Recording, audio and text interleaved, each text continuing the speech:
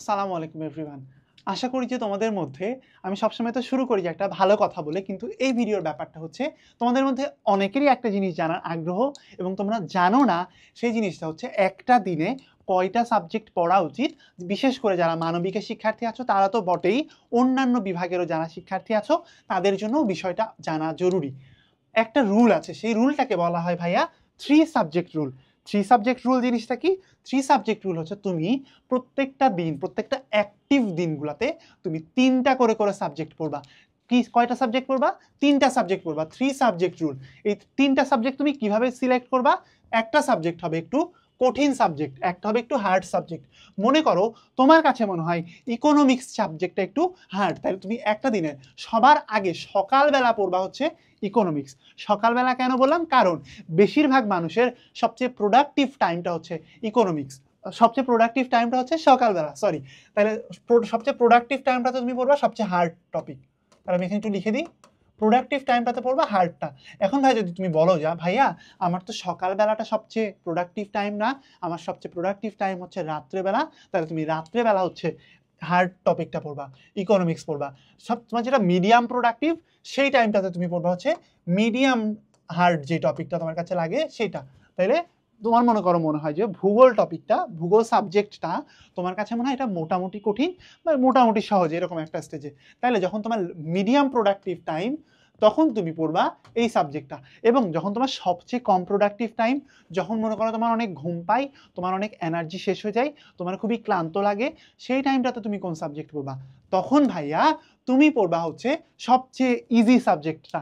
মনে করো তোমার কাছে মনে হয় সবচেয়ে ইজি সাবজেক্ট হচ্ছে সোশ্যোলজি, তাহলে সেই টাইমে সবচেয়ে তুমি ইজি সাবজেক্টটা পড়বা সবচেয়ে, যখন তোমার সবচেয়ে কম প্রোডাক্টিভ টাইম থাকে।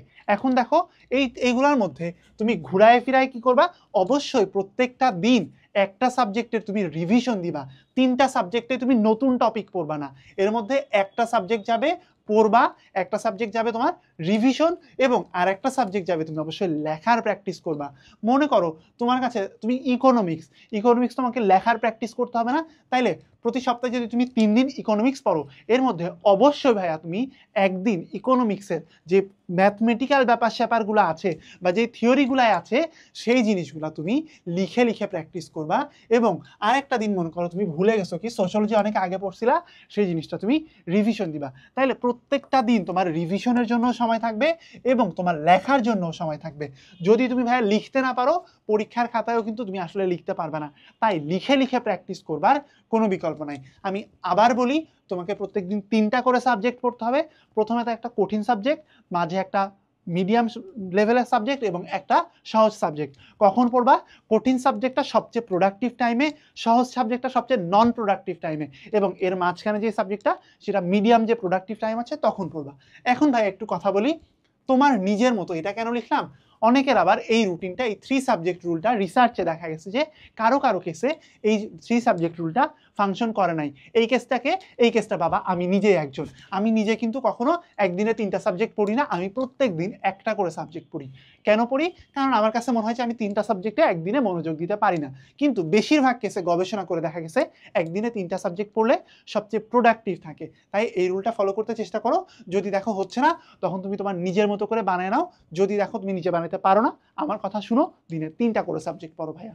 তারপরে দেখো কতক্ষণ পড়বা, এই 3 ঘন্টা 3টা জিনিস যে পড়বা কতক্ষণ করে পড়বা, এটাতে সময়ের দৈর্ঘ্য ম্যাটার করতেছে না। তোমার মনোযোগটা ফুল দাও, যতক্ষণ তুমি পরিপূর্ণ মনোযোগ দিয়ে পড়তে পারো সেই কাজটা করো।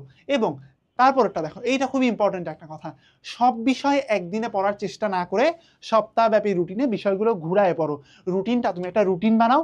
আমরা দেখো রুটিনের জন্য বেশ কিছু ভিডিও করেছি কিভাবে রুটিন বানাতে হয়, সেই ভিডিওটা তুমি একটু দেখো, তুমি ওখান থেকে পারবা। তারপরে দেখো এখানে তোমার জন্য কি হয়েছে, এখানে দেখো তুমি করবা কি, তুমি একদিনে অনেকগুলো সাবজেক্ট পড়ে ফেলবা না। একদিনে অনেকগুলো সাবজেক্ট পড়ে তোমার ব্রেইনটা বারবার শিফট হইতে থাকবে, কোনোটাই আলটিমেটলি তোমার পড়া হবে না। এই জন্য তুমি একটা সপ্তাহব্যাপী রুটিন বানাও, দিনে 3টা করে সাবজেক্ট রাখো। কম্প্যাক্ট একটা প্রিপারেশনের জন্য এই রুলটা কিন্তু খুবই ইফেক্টিভ।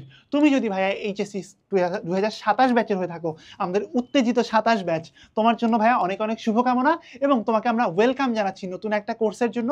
তোমাদের জন্য খুবই ইম্প্যাক্টফুল একটা কোর্স হবে বলে বিশ্বাসী আমরা।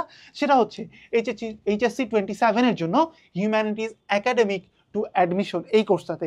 এই কোর্সটা আমরা লিখেছি হচ্ছে 4250 টাকা, কিন্তু ভাইয়া তুমি একটু ওয়েট করো, আমাদের প্রোমো কোড আসছে, সেটা তুমি কুপনটা ইউজ করতে পারবা, সেটার মাধ্যমে কিন্তু তুমি এর চেয়ে বেশ কিছু পরিমাণ উল্লেখযোগ্য সংখ্যক কমেই পারচেস করতে পারবে আমাদের এই কোর্সটা। এই কোর্সে কি কি থাকছে দেখো, প্রত্যেকটা বিষয়ের উপরে আমরা দাগানো বই দিচ্ছি, আমরা ইবুক সাজেশন দিচ্ছি, বিষয়ভিত্তিক একাডেমিক ক্লাস নিচ্ছি, আমরা কিন্তু তোমাকে টেস্ট পেপারও সলভ করাই দিচ্ছি, যেটা অনেক বড় একটা ব্যাপার।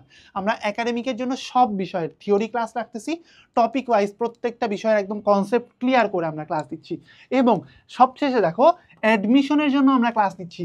এইটাতে তুমি কিন্তু একদম একাডেমিক থেকে শুরু করে অ্যাডমিশন পর্যন্ত এই জায়গাতে তোমার প্রিপারেশনটা কমপ্লিট হয়ে যাবে আমাদের এই এক কোর্সে। এখানে আমরা ক্লাস নিব কতগুলা, 230টার চাইতেও বেশি ক্লাস এবং 120টার বেশি এক্সাম তুমি আমাদের সাথে দেওয়ার সুযোগ পাচ্ছ এই একটা মাত্র কোর্সে, এবং লেকচার শিট আর সাজেশন তো অবশ্যই থাকছে। তাই আজই এনরোল করে ফেলো আমাদের এই নতুন কোর্সে। তোমার জন্য অনেক অনেক শুভকামনা।